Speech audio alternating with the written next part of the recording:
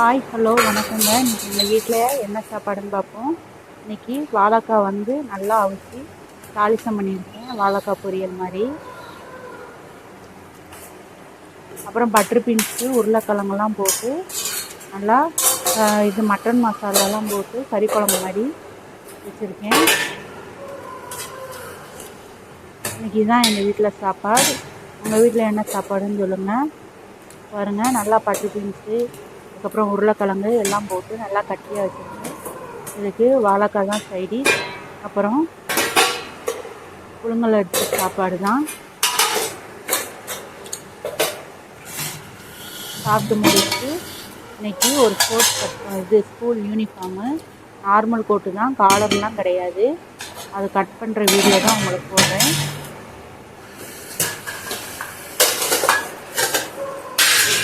அப்புறம் சாப்பாட்டுக்கு ஒரு யூனிஃபார்ம் கோட்டு, சாதாரண கோட்டு தான், காலர் கோட்லாம் கிடையாது. அந்த கோட்டு எப்படி தைக்கலாம் நம்ம பார்ப்போம். இப்போ வந்து கோட்டுக்குரிய இதை அளவு எடுத்துக்கிடுவோம். இப்போ நம்ம வந்து இதுக்கு வந்து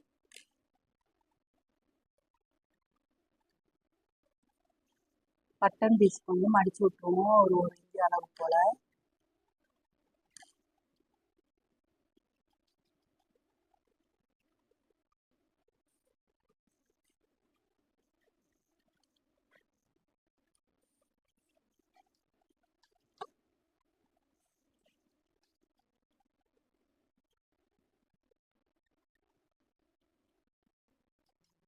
இப்படி ஒரு இன்ச்சு போல் நீங்கள் மடித்து விட்டு அப்புறம் பேக் சைடுக்குள்ளதை வந்து அப்படியே போட்டிங்கன்னா உங்களுக்கு ஒரே டயத்தில் நம்ம வந்து கோட் கட் பண்ணிடலாம். இது வந்து காலர் கோட்னா அப்படி கட் பண்ண முடியாது, இது சாதா கோட்னால அப்படி நம்ம கட் பண்ணிடலாம்.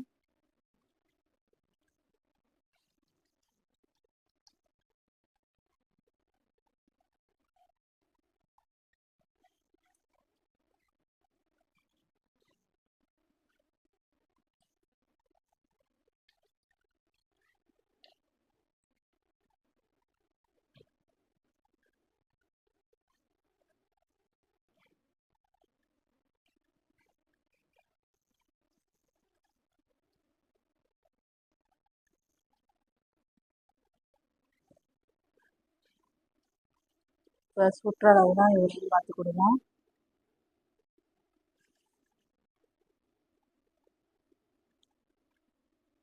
சுற்றளவு வந்து 19 இருக்குது. உயரம் வந்து ஒரு இன்ச்சு கூட்டி வைக்க சொல்லியிருக்காங்க.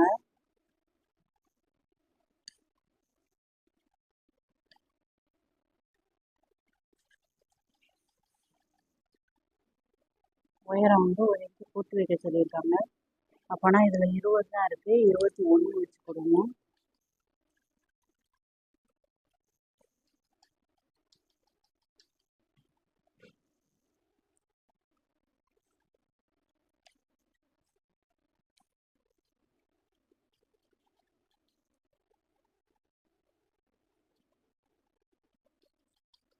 முன்னாடி வந்து வி கட் மாதிரி வரும், பின்னாடி வந்து மேலே ஏறிடும். இப்போ சுற்றளவு எல்லாமே எடுத்து கொடுங்க பாருங்க. 19னா நம்ம ஒரு 20 இன்ச்சு ஒரு அரை இன்ச்சு கூட்டி எடுத்துக்கிடுவோம். தேவைன்னா அங்கிட்ட நம்ம கட் பண்ணிக்கலாம். 21 20 அப்படின்னா இதை நம்ம மடித்து எடுத்துருவோம். கீழே 22 இன்ச்சு உயரம் எடுத்துருவோம்.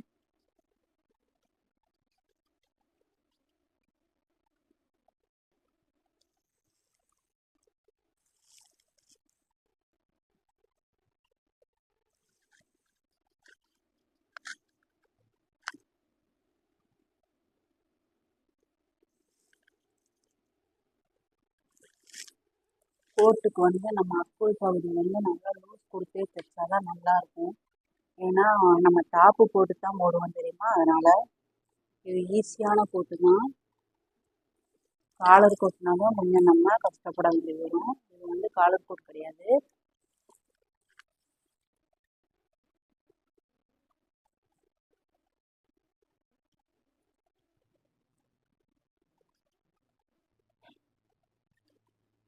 இப்போ கழுத்து சுற்றளவு 2.5 எடுத்துக்கிடுவோம்.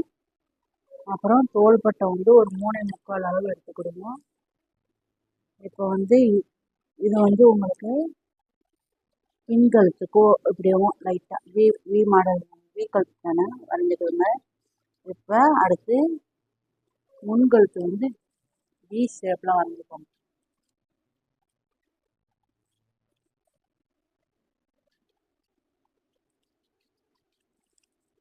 இது வந்து அப்புறங்க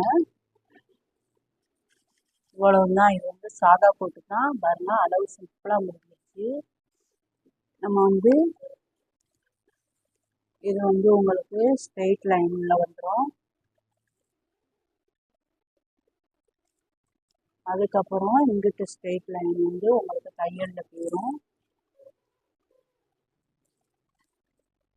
அப்புறம் இங்கனுக்குள்ளே மட்டும் லைட்டாக இப்படி வளைச்சி நம்ம வெட்டிக்கிடுவோம். அதே மாதிரி இங்கனுக்குள்ளேயும் உங்களுக்கு இது வந்து கீழே மடிச்சடிக்கிறது, அதனால நம்ம கீழே லைட்டாக வெட்ட வேண்டிய அவசியம் கிடையாது. இப்போ உங்களுக்கு இங்கனுக்குள்ளே வீக்கட்டு கொடுத்தாங்கன்னா இங்கனுக்குள்ளே லைட்டாக வளைய வேண்டியது இருக்கும். இது வந்து நம்ம மடிச்சடிச்சு போடுற இது ஸ்கூல் யூனிஃபார்ம் தான்.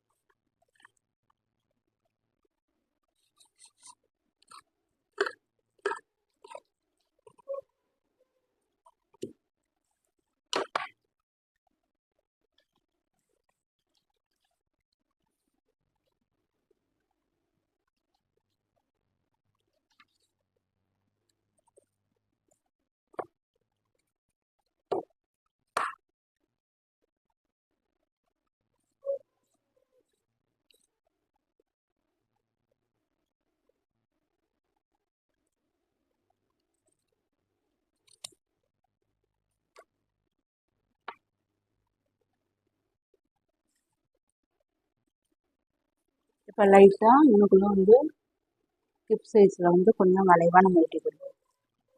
சரியா?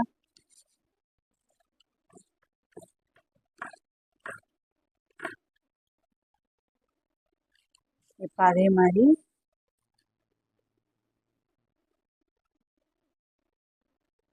கோட்டுக்கு வந்து நம்ம வந்து கொஞ்சம் இப்படி கிராஸாக நம்ம இப்படி வெட்டணும்னு வச்சுக்கோங்களேன். நமக்கு இங்கேருந்து இங்கே உங்களுக்கு தோள்பட்டையில் மட்டும் கொஞ்சோண்டு ஒரு காஞ்சி அளவு கிராஸாக கோடு போட்டு வெட்டிக்கோங்க. ஷேப் நல்லாயிருக்கும். அது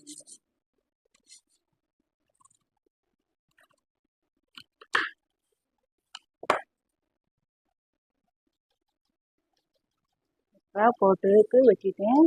இப்போ முன்கழுத்துக்கு மட்டும், ஏன்னா பின்னாடி வந்து நம்ம இதுதான் பண்ண போகிறோம், முன்கழுத்துக்கு மட்டும்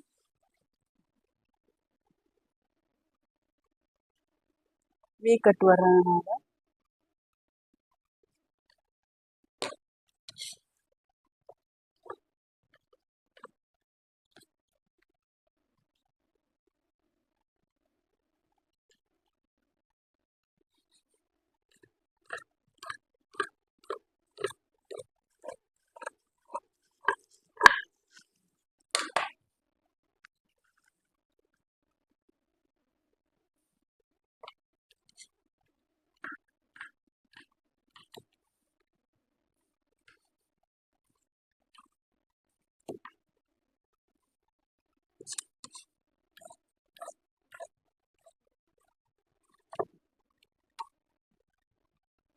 அவ்வளோதாங்க. கோட்டலையோட முடிஞ்சிருச்சு. இல்லைங்க, கையெட்டு நான் பார்த்துக்கிறேன். இதை வாங்கின கடையில் பாருங்க, நல்லா குருவிக்கூடு மாதிரி வச்சுருக்காங்க. முறுக்கில் வந்து குருவிக்கூடு மாதிரி போட்டிருக்காங்க. நடுவில் வந்து இது வந்து போட்டிருக்காங்க. நல்லா அழகாக இருக்குது பார்க்க. குருவிக்கூடு இப்படித்தான் இருக்கும். யார் சவுண்ட் விட்டா? என்ன சொன்னாரு?